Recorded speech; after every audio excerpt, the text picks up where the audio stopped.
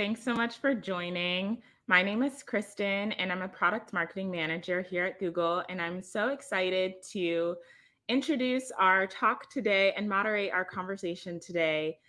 Today's topic of conversation is a legacy of looks, the role of Black fashion in music. And we will be exploring the intersection of Black fashion and music and its impact on culture. And I'm really excited to welcome Shelby Ivey Christie. Um, to explore the history of how the music industry has influenced Black fashion and vice versa, and how Black artists and costume designers influence style for musical artists worldwide, and how Black fashion became and continues to be mainstream culture today. So, a little bit about Shelby. She is an ardent fashion and costume historian. She has a passion for articulating how Black history intersects and affects the cultural climate, economics, and most importantly, fashion. An avid cultural and fashion authority and a recent inductee into the Forbes 30 Under 30 class of 2021, Shelby's expertise has been frequently called upon to examine fashion through the lens of race, class, and culture. Alongside her full-time career, Shelby is also working on her Master's of Arts in Costume Studies at NYU. And prior to NYU, she earned her Bachelors of Arts in Race, Class, and Culture from North Carolina A&T State University. So excited to have you here, Shelby. Be here. Thank you so much for having me. Aggie Pride, Kristen, of Aggie course. Pride, Aggie yes. Pride. And I'm just so happy to be here. And anytime I'm a fashion girl, like you said, through and through. So anytime I can come on and talk about fashion, I'm happy. And there is so much intersection of hip hop and Black culture. So I think this is going to be a really interesting topic to delve into. Awesome. So I'd love to start by just giving you a couple get to know you questions. We're going to do this or that edition. So are you solids or prints? Solids. Okay. Heels or sneakers? Heels. Always heels. Always heels. I own like one pair of sneakers, white low top Air Force Ones for like running errands, but I'm trying to get better about it. For sure. Hip hop or R&B? Ooh, that one's hard. I'm gonna have to go with hip hop because I love female rappers, and because they sit on that side of it, I'm gonna have to go with them. For sure. Digital or vinyl? Ooh, vinyl. Do you have a lot of vinyls? I do have a lot of vinyls. I recently tracked down an Astroworld vinyl that I'm obsessed with. So yeah, I love vinyl. Awesome. Bags or shoes? Ooh. That one is hard because I love solids. Like I have a very neutral kind of style. I like classics, like a white shirt, jeans. So my accessories are really how I like to bring color in. So it's usually bags and shoes. Mm-hmm. If I have to choose, shoes. Shoes, okay. And chic or eclectic, style-wise? I'd say eclectic. I like a little quirk. Yes. What's your favorite song to get ready to? To get ready to? I would say I don't have a specific song, but right now I love Doja's Planet Her. I put that on shuffle when I get ready. I love that album, so it has to be a song from there. Maybe Options or Need to Know. Okay, nice. And what's your favorite music video? Favorite of all time? Oh my gosh. Or maybe like top, maybe give us like a couple if you can't pick just one. I'd say Jay-Z's Excuse Me Miss, which I will get into probably in this conversation. I'd say Foxy Brown, Bad Mama. And this is so hard. It's okay. In any Missy Elliott video, really. I won't list them all, but any Missy Elliott video.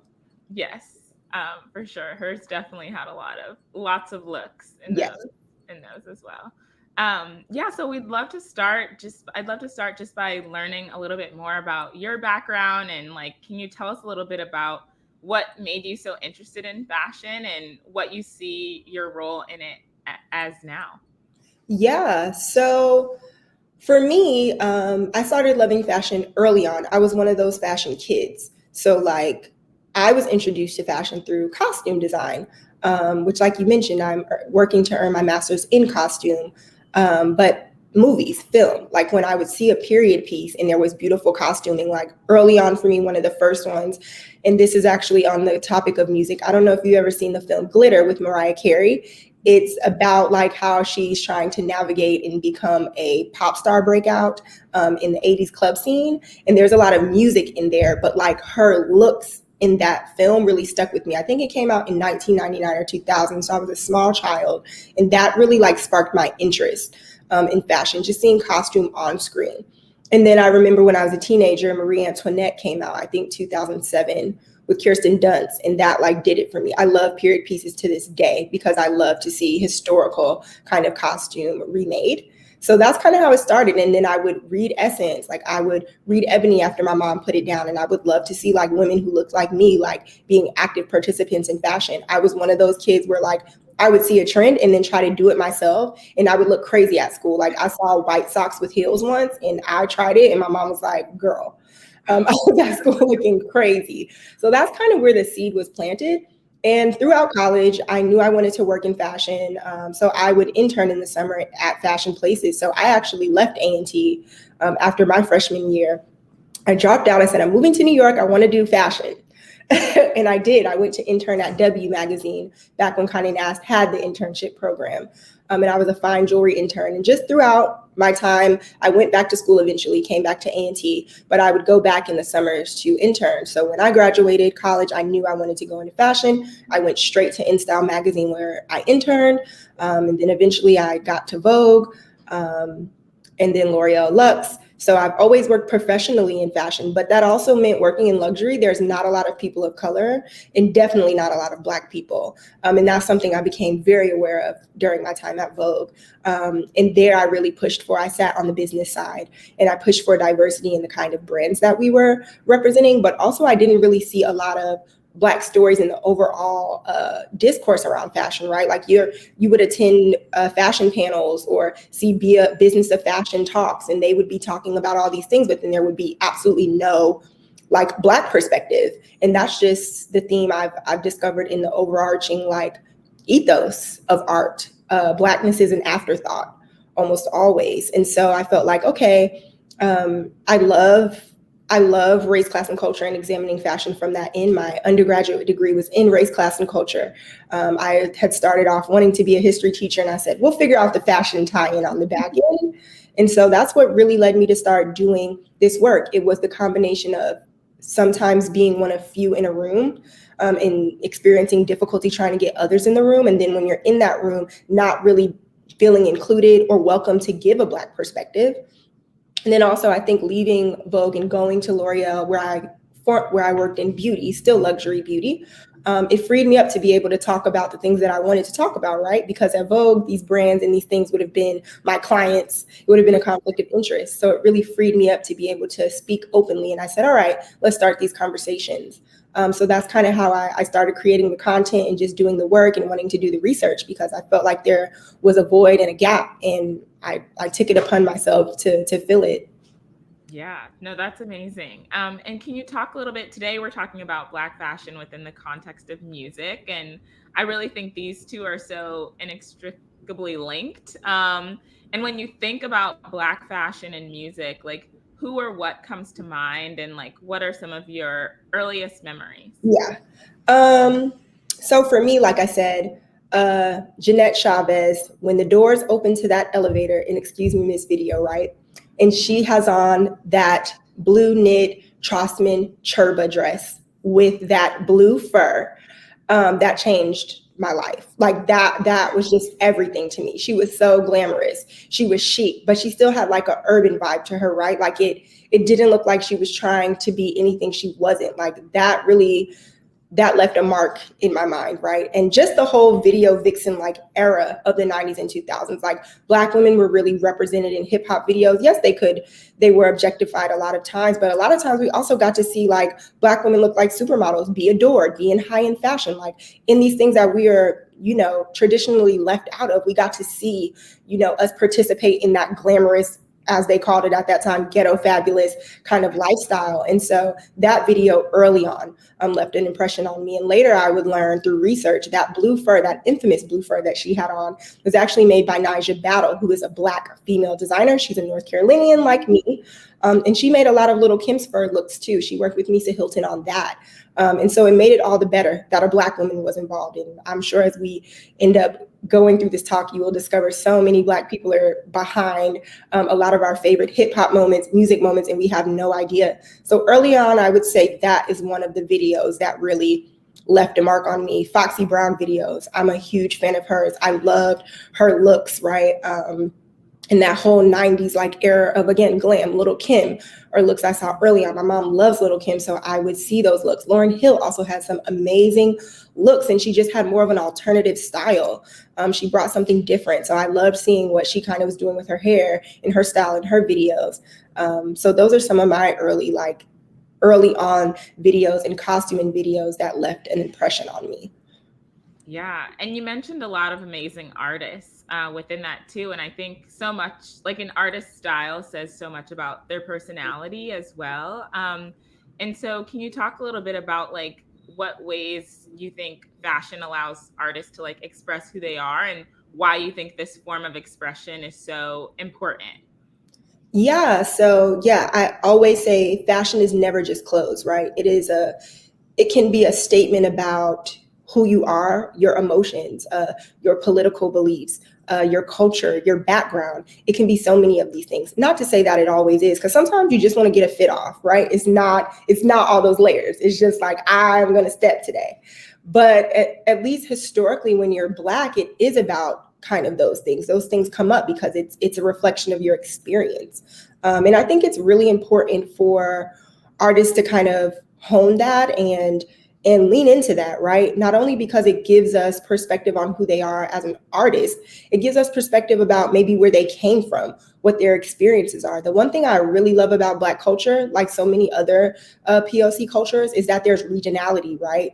There's nuance. Like depending on where you're from, we can kind of tell like, oh yeah, they must be from DC. They wear these kinds of shoes, or they wear these kinds of codes. We see a kufi, we know. And so a lot of that can sometimes be lost when artists are either pushed to homogenize into a pop kind of look, or when everyone starts to kind of homogenize to one look, we lose that. And so I think it's really important for artists to really lean into that, because your clothes kind of communicate so much more about you, right? I always try to remind people, before you open your mouth, people are visually receiving you. What is this saying about you to that person before you can open your mouth? This is your representative until that person interacts with you. So it's really important, I think. Yes. And in building on that, you think of some of these different style icons, people who we know for their sense of fashion, people who have gone on to create their own brands, like a Rihanna or a Kanye, or like so many different celebrities. What do you think it really takes to go from an artist who just expresses their style to like being a style icon? And why do you think it's important for artists to have like a sense of ownership within that? Yeah, so I definitely think it takes individuality, and it takes a team. This is not to discredit any of those artists. I love Ree, she's my queen. And Kanye has done a lot to open up conversations and open up lanes. His impact, however crazy he may be, and the things that he says, not crazy, but he is quite an interesting character. His impact is still felt. And a lot of what we see in modern fashion and luxury is because of foundational work or conversations that he kind of led 10 years ago, right? But I think it also takes a team. They had teams of people to help them, right? So it is also, I think it's important for artists to invest in a strong team, not just a stylist, but maybe a creative director, someone who can see all of the pieces and how your look plugs into these other things, right? Or if you're going to have a stylist, make sure that they are, they're understanding the project from hair and nails to makeup, not just the look. So I think it takes a team, but it also takes your own perspective, right? And trusting yourself. Yes, you can look externally for inspiration and those kinds of things, but ultimately you want to be looking internally. What do I want to say about myself? What is this going to communicate about me? Is this giving some background about where I come from, what my values and beliefs are, what kind of music I'm doing now? And also I think the thing about Ree and Ye and so many other artists who I think have been successful in crossing over into kind of the fashion lane, like ASAP Rocky, is that they had some kind of uh, forward thinking, right? Like there was something that they did that we weren't onto yet, or they knew, they trusted themselves to know, I'm going to try this. It may not make sense to anybody else, but I know this is going to become a thing. And so I think that's another trait that if artists are looking to lean into like the fashion side, they need to have some kind of forecasting skill or trust in themselves to be like, I'm going to try this. If it works out, no, but if it works out, okay, like some risk factor. And the reason I think it's important that artists kind of have ownership and stake in that lane is because, it's your image. It's your image and your likeness. And we're going to see footage of artists when they're long gone. And so you want to make sure that you're in control of that in some form or fashion. And also, again, to Kanye's credit and Rihanna's credit, they have now opened certain doors that makes it easier for artists and just Black people, Black creatives who come behind them to be able to more easily navigate and have those conversations, have those kinds of deals. So I think it's also important because it's kind of opening a door, but you have to leave it cracked behind you so others can come through. And I think that's what it's ultimately about when an artist kind of advocates for their ownership and their stake. It's also making it easier for those that come behind them. Absolutely. No, totally agree. And yeah, I would love to also chat. So I work on like the YouTube side of the house and like thinking about like music videos and like some of the fashion statements that are made within music videos. A lot of these videos have very iconic looks. You mentioned like Missy Elliott earlier and like some of her music videos and looks. What do you think about the way that music and fashion come together in video form, and like why do you think it's important for us to experience fashion in this way? Yeah, I mean, I think music and fashion go hand in hand because performance and costume go hand in hand because that's how it was before we had videos, right? Like stage costume is basically the equivalent of fashion in videos today. So costume goes hand in hand with performance. And so even though we don't get the level of costume that we used to get, which again is a fight I could fight and talk about all day. I love costume. I would love to see more costume and less ready to wear. Um, but I think it's so important. It goes hand in hand. If you're going to assume a character and say, I am this rapper, you have to assume the costume too. And that is what the fashion does. It turns off your everyday like personality and it turns on and helps you communicate as the artist that you are. It's a piece of the performance. And yeah, I think it's really important. And I wish more artists, like I said, would lean more into the costume side of it. It doesn't have to be ready to wear all the time. Sure, we want to see you in a Dior shirt that we can wear, but then it also removes that, I think that element of like superstardom, which, now we're in a world where being more approachable and accessible is of value in the industry. Where I think is before, when we look at the 90s, the 2000s, the 80s, it was more about performance, theatrics, customs, costume, and getting things that aren't accessible to the normal person, because that is the difference between me as the artist and you as the historian, right? But I do think clothes go hand in hand, and especially in hip hop and with Black artists, I think because fashion and how we show up is so entrenched in Black culture, appearance is how we communicate so much about our culture, and what we believe in. It was always going to be there for us, at least on the Black artist side. I think that came without saying. And I think also maybe historically artists have not always been able to be as vocal about the things they believe in, or there might be backlash, or we know that there are systems that keep Black people from being able to express their oppression or their feelings about certain things historically. So I think also clothes might have been a way for artists to communicate certain things that they may not have been able to say verbally, right? But here I'm going to wear a shirt of Huey P. Newton or the Black Panther Party. I can't be as radical as this in my politic because of the position I occupy, but my clothes can be a statement on my behalf. So I think it's some of that too. Absolutely. And can you talk a little bit about how you've seen fashion in the music industry evolve? I know you said kind of moving from costume to more of this ready to wear, but what would be like your predictions for where you kind of see it going in the future and kind of the ways that you've seen it evolve? Yeah, so back to what I was touching on about how we have now evolved from like big stage costume, customs, having things made to order. And I think there are still a few artists who do that really well. Beyonce and her stylist, Serena Akers, often go to luxury houses and get things custom made. They are commissioning costume. So there are artists who still do that really well. But I think we've seen it evolve from that. Again, I think it's the attitude in music and in entertainment as a whole is that we want to be more accessible. We want to be more relatable. Social media has made it so that we're closer. There's not as many barriers to access, right? So you might see your fave on their live with their regular t-shirt on and you're like, whoa.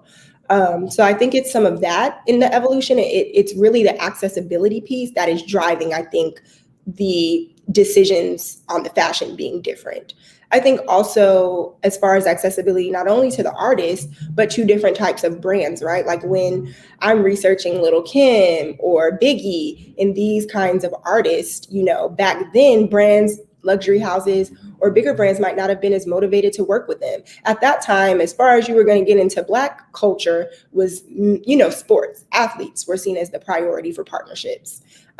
Hip hop artists and artists were not, like music artists, Black music artists were not a thing yet, not until Jay-Z inked the deal for the S dot and it outsold, the expectation. And it was like, okay, hip hop and artists can move units just as well as an athlete. And that really set the precedent for artists to move into, I think, more fashion partnerships.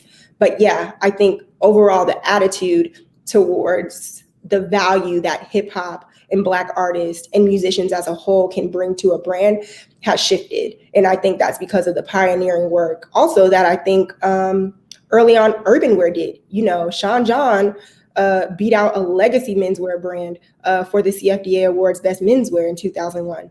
When we start seeing artists launch brands and it's like serious, what Baby Fat did, a Black owned brand showing at New York Fashion Week, someone who was, tied into hip hop, had music tie-ins, Fat Farm, being founded by someone who was a musician, a pioneering musician. I think all of that foundational work started back then, and it started to change the attitude of business and fashion to see, oh, okay, maybe artists are a lucrative way for us to partner. So I think it's those two things that have access as a whole, but access as far as who gets to see the artist and how far away they are from the fandom, and access as far as having access to brands and the fashion industry as artists and how that has changed. Yes, for sure. And kind of building on that too, a lot of music culture kind of calls out specific brands or, different songs or in the lyrics or, you're talking about like calling out different looks.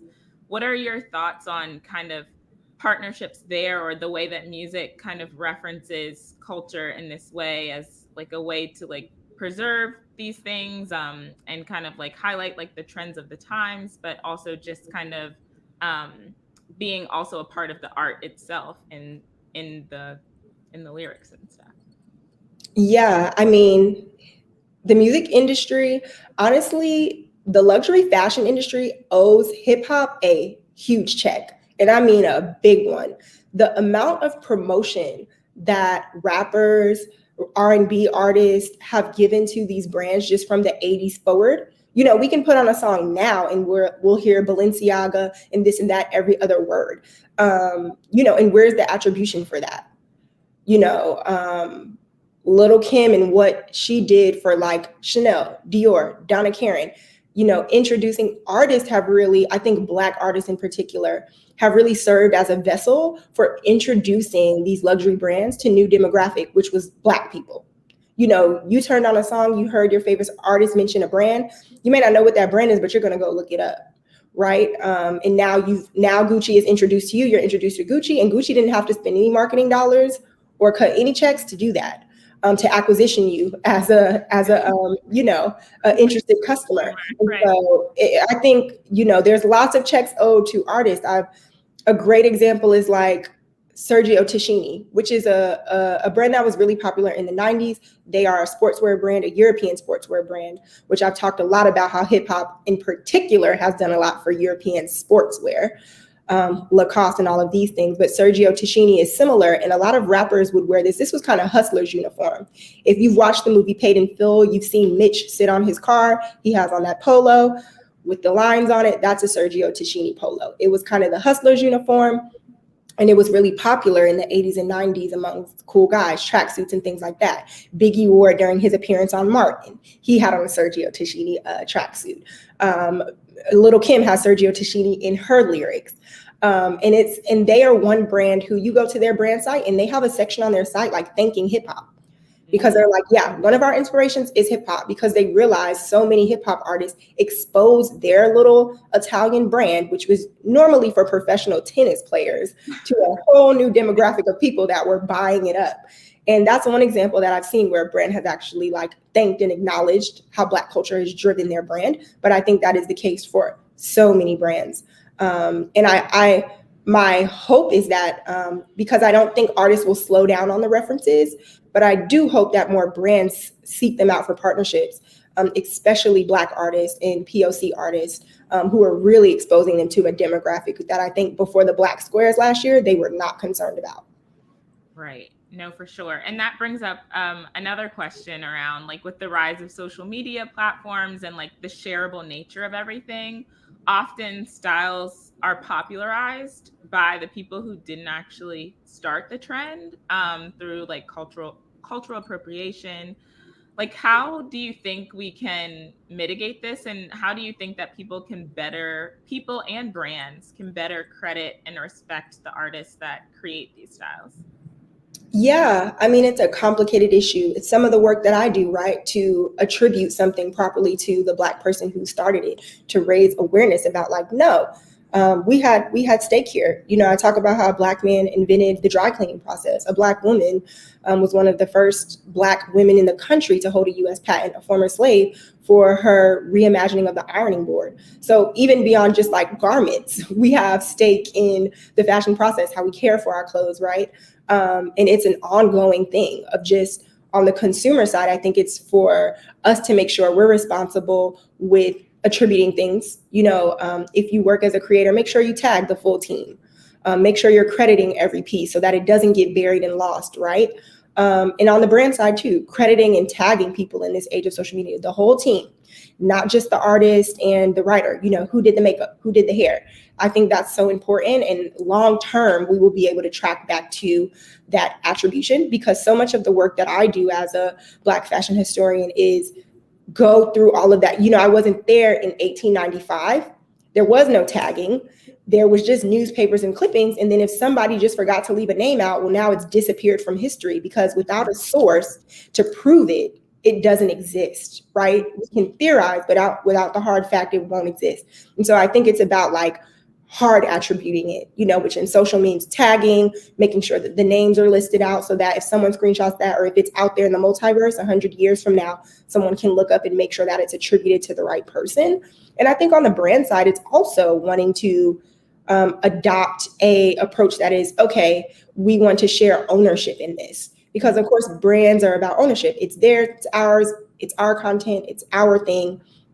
But also they need to change that attitude and realize, okay, a team of people helped this come to fruition, and we need to make sure we're attributing this right across all channels, or in archive, and making sure it's properly attributed. And I think it's just a change of attitude, right? Which again, I think has been spurred on. I think the Black Squares and the industry professionals in the industry calling out these brands and these entities last year has really, you know, put some fire under them to tread more lightly. But it's my hope that they really listen and do.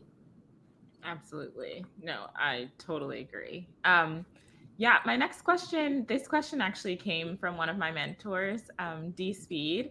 And her question is around the mix that we see of kind of traditional highbrow fashion, thinking about like French runway houses, and lowbrow stuff, things that others may look at us and think call ghetto, like do rags or gold fronts. But an interesting phenomenon that we see in high end fashion, we see high end fashion in the hood. And it's not just relegated to the rich and elite. And it seems like the way that Black people use fashion and express themselves as different from a lot of other cultures. How would you describe how fashion intersects with socioeconomics in our communities? Because it doesn't always seem to follow those traditional lines.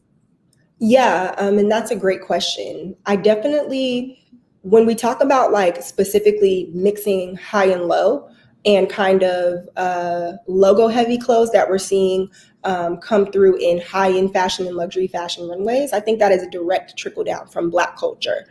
So I'll touch on the first piece, right? Like mixing and matching, at least in Black culture, comes from lack of access to resource, right? Like making do with what you have traditionally. You know, we didn't always have access to or could afford, you know, these full pieces or whatever. So we're going to take what we can get. Let's order this, but I'm going to make this at home, rip this, cut this, you know, put it together. Customization is really in our cultural DNA as Black people.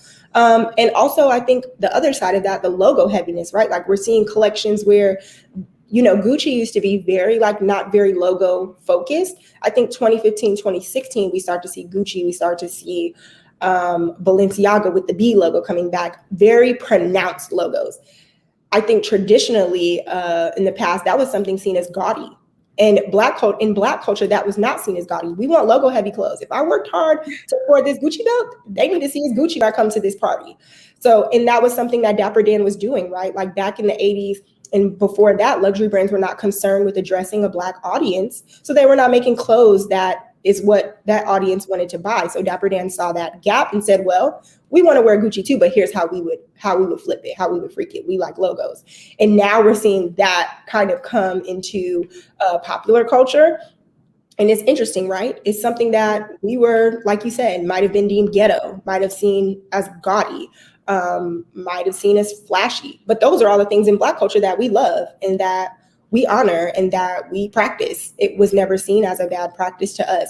So it can be quite frustrating, honestly, as a historian. I'm sure as, you know, just as an individual who is Black or POC to start seeing your cultural practices that were previously dismissed and discounted, now making brands millions of dollars.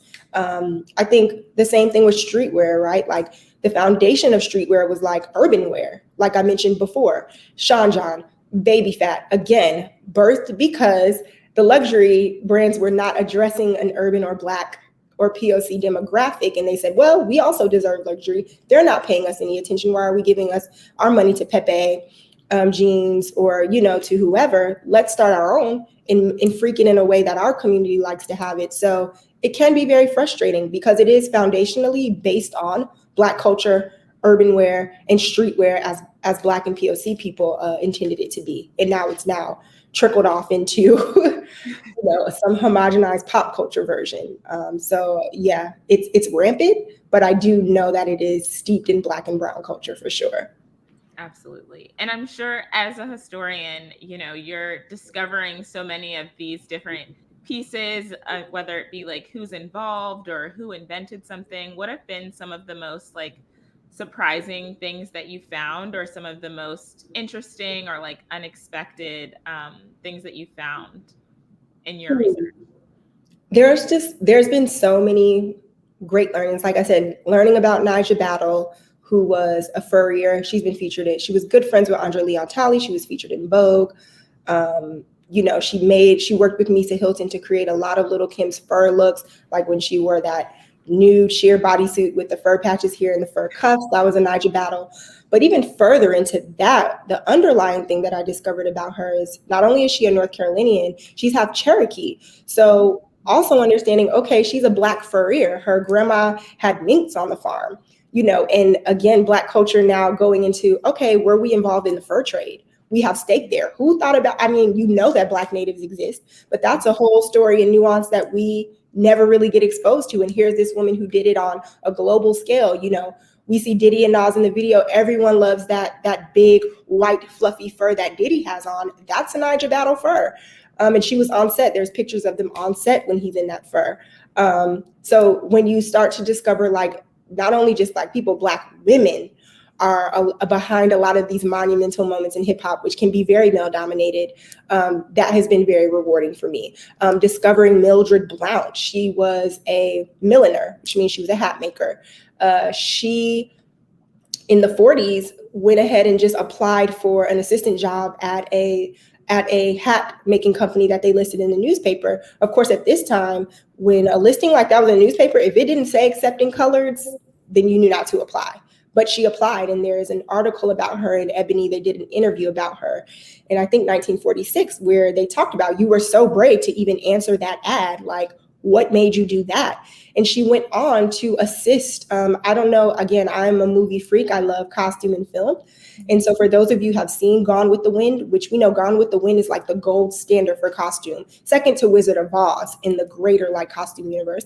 The same man costumed both of those films. And Mildred Blount actually is the milliner who worked with him on the hats for Gone with the Wind, which Gone with the Wind is, like an old Western, like big, antebellum era hats. And it's like the hats are what make the movie, honestly. I mean, when we think about Gone with the Wind, we think about extravagance, big bustles, and big hats. And it's like to discover that this Black milliner is who contributed to this iconic costume moment. I mean, that man has so many Oscars, and we don't see any mentions of her throughout. When that film is celebrated for its costume or its history.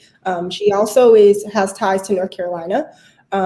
Yeah, she costumed, she actually made the dress for the Biltmore's daughter, her wedding in the 40s, and it appeared in many newspapers. Her hats have appeared on covers of like Ladies Home Journal. So things like that have really like shocked me when uncovering that Black women were really entrenched in like these pivotal celebrated moments. But it also can be really saddening and frustrating, right? Because you're like, wow, here are this Black talent who's contributed to this major moment, and they are just missing from the conversation around it. And could it have been different if someone had discovered this earlier, or if, again, like we were talking about before, if the documentation and the attribution was accurate? Absolutely. Yeah. And in terms of like how you want to see things represented, like moving forward and capturing some of those historical moments and as well as like present day things. I know you mentioned like in social and like just tagging and attributing artists and the creators behind the process there, but how do you think, what do you think are some ways that we can kind of capture some of those stories from the past, whether that be through like social or other mediums? Like in a perfect world, like what would be your vision as like a fashion historian in terms of like how some of these things were captured and like brought to life?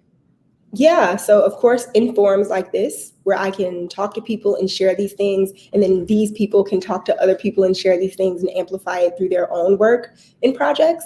Of course, through social media, because that is my primary platform. I always want to make the information accessible. So I choose those mediums. But also, I'm working on a book. I'm working on a show. I want this to be formalized so that, again, the attribution is there and it can't be disputed. So I think in those formats and, continuing conversations in our communities and in our friend groups, right? Because most of us are professionals. We also work in different sectors. And with this knowledge, we can infuse it into the work that we do in professional settings too, and be mindful and considerate of it. So that's what I really want to see. I want to see it protected as well. If it is something specific to Black costume, I want to see somebody Black discussing it. If it's something specific to Asian American costume, I want to see an Asian American leading that conversation, or a Native American, a whole side of costume that doesn't get a lot of exploration or attention, and a group that doesn't get a lot of exploration or attention that I think they should. So I think ownership of the conversation too is what's important. It's great that there are counterparts, white counterparts, and counterparts outside of the culture that are passionate about it too and want to shepherd it and see it be celebrated. But I think it is important. The message is important, but the vessel through which it comes through is also important. And it should be someone in that culture to kind of protect it. And I think, also good allyship. We need white counterparts and counterparts in the music industry, counterparts in the tech industry, who also can partner with us and also make it a priority, because you can't do it on your own. You need some sign off. You need some stake from your non-POC or non-Black peers to say, hey, let's make sure that this is properly attributed. Let's celebrate diverse stories. If we're talking about a certain topic, hey, is this list all white? Or do we need to also bring in some other kind of perspective? So I think we also need allyship from our white peers too. Absolutely. And can you talk a little bit about who are some of your favorite Black designers of today? Who has kind of caught your eye? Who are some designers and or stylists or people that you think people should be aware of and know about? Yeah, so for designers, I'm really making an effort to kind of discover smaller Black designers. I love Kendra Duplantier. She is based in Europe. She's a Black designer. She makes a lot of structured pieces. Like I said, I love kind of Black, white pieces. She makes beautiful pieces. She kind of tweaks classics. So I love her. As far as stylists, I mean, I love Zarina. I had the opportunity to sit with her and interview her about Black is King. I love that she prioritizes costume and theatrics on stage for her artists and in their everyday lives in red carpet. I love Shiona Turini, who costumes Insecure, and who costumed Queen and Slim, which was beautiful. And there are some well-respected costume designers who I don't think enough people know about, who I love. Ceci, she's a costume designer who did A Different World and Living Single, two early on Black projects that the amount of HBCU sweatshirts we saw on that show, the amount of white audience who were probably introduced to Black schools through those sweatshirts that Queen Latifah and Dwayne and Whitley and the cast wore on those shows. So Ceci is just amazing. I love her and more people should know her work. Stacey Beverly, who I also had the opportunity to interview. She's the costume designer for Girlfriends, which was another monumental moment in my life of again, seeing Black people in costume, in luxury, right? Seeing Black women with Birkins and Louboutins. And they didn't have to be celebrities. They were just regular professionals. They weren't superstars. So Stacey Beverly's work, Pierre Moss and the kind of symbolism and cultural references that come through in their collections. Christopher John Rogers and all his beautiful couture. We don't have a lot of existing Black couturiers. I would call him a Black couturier. He doesn't show at couture, but I would consider it to be that. Anifa Muvemba and her brand Hanifa, her knits are amazing in her play with color. Fee Noel is another one who has great structured pieces. There's just so many. Guacuhole, if you follow him on Twitter or Instagram, Olusunday is an up-and-coming Black designer. He's a guy, he makes dope stuff. Ed Bravado, if you like streetwear and more edgy stuff. There's just so much Black talent coming up. Antoine Gregory, who founded Black Fashion Fair, he's working to collaborate on collections with Black designers on unique pieces. He has a marketplace. There's just so many people who I love. Yuri's Market, she is a Black archivist. She also does luxury authentication, which I think she might be the only Black woman who does that. You can send your pieces to her, she'll authenticate them, but she is opening up a vintage market the 30th of next month in Atlanta, and you can shop online. She's amazing. She knows so much about vintage, and she collects a lot of vintage, and now she will sell it. So those kind of figures I love, and I try to keep up and support up and coming Black designers and Black talent just as much as I support the bigger brands. Absolutely. No, I think that's so important. And this jumpsuit is actually Anifa. Yes, I love it. But yeah, I'd love to open the conversation up now to any audience questions. So if the audience has any questions, if you want to add them to the YouTube chat and I'll read them here. So we have one question. Let's say you were switching into the industry tomorrow. What would you do? Would you still intern? This is another way of asking, is it ever too late? No, it's never too late. So you've asked the right person, because I've had this is probably my third career. I've always been in luxury, but I've occupied different spaces. And so I started as a closet intern thinking I was going to take the traditional route to be an editor. And then I said, at this time, this was when print was kind of collapsing. So I said, let's find another route. So then I moved to marketing, and I was a marketer, and I still do that in my 9 to 5. I'm a marketer in luxury fashion, but then also I do this, right? I get to come and talk to you guys as a costume historian with my third hat. So it is never too late. And I encourage you to intern. I'm a person who is I will ask anybody. I will reach out to someone on LinkedIn. If I see you have a job title that I'm interested in, hey, can we hop on Zoom? Can I ask you a few questions about this? If you don't have time, here are my questions. You will be surprised how much people will, if you take the initiative to ask them, they will meet you where you're at and be like, yeah, let's jump on a 15-minute call. read and find resources. Again, LinkedIn is a great tool. If someone has a specific job or role that you're interested in, take a scroll through their resume, see what kind of experience and background they have. So then okay, these are kind of the skills and background that maybe I need to have, and start looking into. And don't be afraid to be the beginner. I often tell people, you are always going to be in the student posture. You have to get used to being in student posture. I may be 10 years into my career on the professional fashion side. When I decide to costume my first project, I will be a new baby beginner costume designer, and I will have to be in student posture. So be comfortable with that. By no means don't let anyone take advantage of you. But yeah, I would encourage you to reach out to people who have roles that you're looking to have. It's never too late to start. Have coffees with people. Let them know what you're looking to do, because sometimes roles will open, and because a person's like, oh, I remember I had that coffee with that girl. Like, she told me she was looking for something. Like, let me pass it along. Like, don't be afraid to reach out and ask and like network. I know that I used to cringe at that word, but honestly, network offensively. Just reach out to people, see if they have time, ask questions about what skills can I get. Also ask them about certifications, because a lot of times it's not a master's. It can be like, for me, I didn't realize people could just get a PMP, which is like a project management certification, instead of an MBA. And it's like, oh, okay. But it took for me to ask someone about that as a marketer. So definitely ask them about like alternative routes of education too. Is there like a really niche like test or certification that you need to be in that field, and that will help unlock it?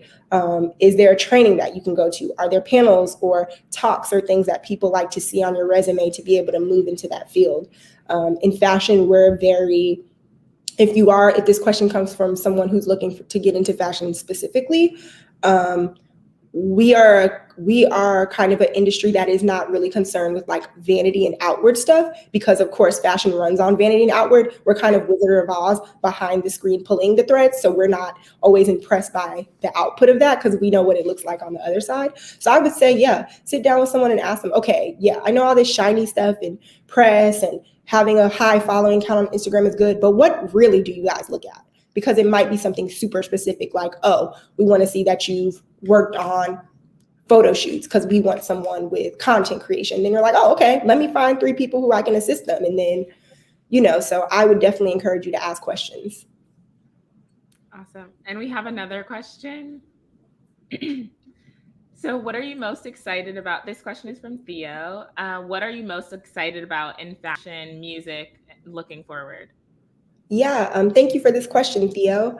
I'm most excited about what it's going to look like when we get back to stage, right? I know I'm talking about costumes so much. You can tell I'm passionate about it, but before COVID and quarantine, when we had concerts and artists were doing a bunch of appearances, small or big venues, they might not be as focused on appearance. It was, you're doing booking after booking. Like I said, we've moved to ready to wear. We see artists on stage in jeans. I'm really excited to see, are artists going to move back to theater and costume now that they've been restricted in stage for a year and a half, right? Like, it's almost like that thing you don't pay attention to till you can't do it. And it's like, all right, I actually did miss doing this. And now I want to really, my hope is that they really want to incorporate and play with costume and bring it back to performance. Just overall, I'm really excited to see what performance looks like on the other side of this. Have they been inside all year, like working, planning, practicing, building up stage presence, and what does that look like on the other side? And what does the fashion piece of that look like? I think also I'm interested to see like what collaborations are going to continue to look like. Travis Scott just collabed with Dior, and that was interesting. And it's like, okay, what is this going to look like? Kirby Jean Raymond, we see in his shows, he always has like an artist element in his shows and performance, and music is a part of his shows. Will that start to be more of a thing? I know fashion is starting to pay more attention to its track list. When, I don't know if you guys watch runway shows, but that's now like a thing. They hire a DJ or they hire someone to really curate that track list. You can access it after the show, because now they are also like, okay, this sets the vibe and the tone for this collection too. People might want to access this outside of just watching the show. So I'm really interested to see how that goes. Like, are we going to see, Nicki Minaj guest DJ the next Fendi show? And then we can download like her track and hear her, give us the tea on Queen Radio. Like I'm excited about those kinds of things to see how it evolves. And also as fashion and digital start to touch more closely, what does that mean for music collabs? Yeah. I'd love to ask another question around, us being in this virtual environment for the last more than a year now. Do Yeah. you do you see artists put the same do you feel like artists have put the same level of importance in fashion in this virtual setting, or have you kind of seen that shift with not as many of these like on-screen in-person appearances? Do you feel like people have started to care less, or just approach it in different ways, or how would you kind of speak to that? I think the female artists have upped the ante. I mean, we're getting Mugler, we're getting, Cardi and Balenciaga, we're getting the City Girls are giving us looks. Meg is giving us costume. Uh, Lotto is giving us costume.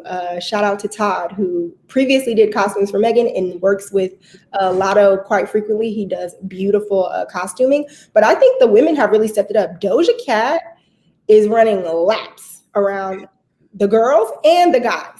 I mean, her costumes, and she hires costume designers. Again, the queen, Beyonce, the queens, our royalty, Beyonce and Rihanna, continue. Rihanna steps out onto the street and like clears it. Same with Beyonce. And so I think the female side is really keeping up and giving us looks. I think the male side is really where I'm interested to see, like I want to see what kind of heat Travis is coming with that Astro World. I want to see the guys kind of evolve. My previous fave, Little Uzi, which I had to part ways with him behind his recent behavior. But I used to love Uzi because he kind of would that younger generation of like cloud rappers. I don't know if that's what it's called, like that cloud kind of sound, rock kind of sound, Trippy Red. What I do appreciate about them is like they have fun with their looks. Like we get hair color from them. We get like interesting pieces. They're really interested in like luxury. They're gonna give us Rick Owens. Uzi might wear a Chanel bag, and Thugger and Jaden Smith kind of function in that way too. And Pharrell, the godfather of that. So I'm interested to see, like, I want to see more male artists like give us, performance in their costume, not always jeans and emphasis on jewelry. Like I want to see some more like storytelling in their looks and not like a logo and designer. Absolutely. And can you speak to that a little bit more? You mentioned like kind of the difference amongst generations within the music sphere. Like, what are some of the biggest similarities and differences that you see as you look at different generations of music artists and how they think about their style? Yeah, I think the biggest change it comes from again the cultural and political and societal thing about how masculinity is viewed, particularly in hip hop, right? Like the attitude towards femininity traditionally was like, no, we're hyper masculine. And what that looks like has evolved, right? What is allowed in masculinity now, especially Black masculinity, has changed. Pioneers like Little Richard, who may have been fluid in their sexuality and how they identified, also was fluid in his dress, in his performance dress. This is the godfather of rock and roll here. He might wear a blouse and sequins, and then we see Prince, and then we see Andre 3000 and Busta Rhymes come along. And that made way for, like I said, the Little Uzi Verts and Pharrell, and the work that they did to kind of like, they function kind of outside of what we traditionally saw defined as Black masculinity in music and what that dress looked like. They allowed for some, maybe not allowed for, they carved out their own space. And it came with, criticism and misunderstanding. But I think the attitude towards Black masculinity, how we understand gender, and what that looks like or doesn't look like, and how it is and is not defined in sexuality, has advanced throughout the years. It's still not where it needs to be.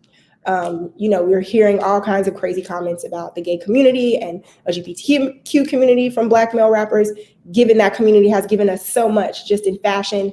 But, the gays gave us nail polish, and they've been functioning between the two genders of dress since the dawn of time. And so now I'm sure to see very masculine rappers do it, they're like, we've been doing that. You girls are late. But I think that Somebody's always late. Somebody's always late. And right now it's the male rappers. But I think it stems from the biggest generational difference is now our accelerated understanding of gender, femininity, in the politic around that, which is now, again, clothes are not ever just clothes. It's now reflected in the clothes. Thugger came out, 10 years ago. And when he came out and wore that dress, people did not understand. And, our consciousness is now raised, and now we can receive a little Uzi, but even that we may not have understood. But now, we're understanding more about being trans, being non-binary. And so now we understand if, someone wants to wear nail polish. Not everyone understands, but there's a higher societal understanding of what that is. So I think that is the biggest difference. I think from a clothing perspective, again, access, and what was existing. Like when Jay-Z made the S dot, the trendsetter in like who Black men look to as their like standard of cool were hustlers, right? So the S dot is made out of the Gucci. It's made after and modeled after the Gucci 84 sneaker. The Gucci 84 sneaker was the sneaker of choice for hustlers in the 80s. That was if you got money and you hustled and you got your money up, you wanted that Gucci 84 as like a white tennis shoe. The S dot is made in its image and likeness because, of course, Jay-Z's generation, Jay-Z was a hustler himself, who they looked to as what was cool and masculine was a hustler. So a lot of what hip hop and the men who occupied it were dressing like we're hustlers because that was their, like, that's who they looked to in their example for cool. The example and what we have access to has changed, right? They may now see runway shows or Black creative directors at luxury houses. We're being exposed to more things. So what your standard of cool, you have more variety. And so it's reflected in how the generation is dressing, I would say. So yeah, I think it's just the overall understanding of gender and the hyper masculine, like kind of trope in hip hop of evolving in some ways and staying the same in some ways. And then also I think the biggest piece is women coming into hip hop. Before when you said rapper, when I was little, you said rapper, that automatically meant a male, unless it was Kim or Foxy or Lauren, maybe Missy. But now, you can say rapper and that means women. And that means that there has to be space for like dressing women, making them gritty and soft, something that Foxy and Kim like pioneered, and Lisa Left Eye Lopez and all of the others. So I think it's those three things, but mostly that gender piece and how is masculinity defined for Black men? That has been like a defining, like, I think that has really accelerated the shift in dress in hip hop and music. Absolutely. This has been amazing. Thank you, Shelby, so much for coming and chatting with us more about Black fashion and the way it intersects with music and just how we can better be collectors and like curators of that culture. So really appreciate you taking the time to join us today. Is there any last words that you have for everyone who is watching? Yes, I just want to thank you guys for tuning in. Kristen, thank you so much for having me and the Google team. This has been great for me. Like I said, anytime I can talk fashion and music is just a great time for me. So thank you, everyone. And please, if you have any thoughts, any other questions, reach out to me on Twitter or Instagram. I'm on both handles as bronze_bombshell with one L. I'm always happy to chop it up. So let's stay connected. Awesome. Thank you so much, Shelby. And thanks everyone for tuning in. Bye.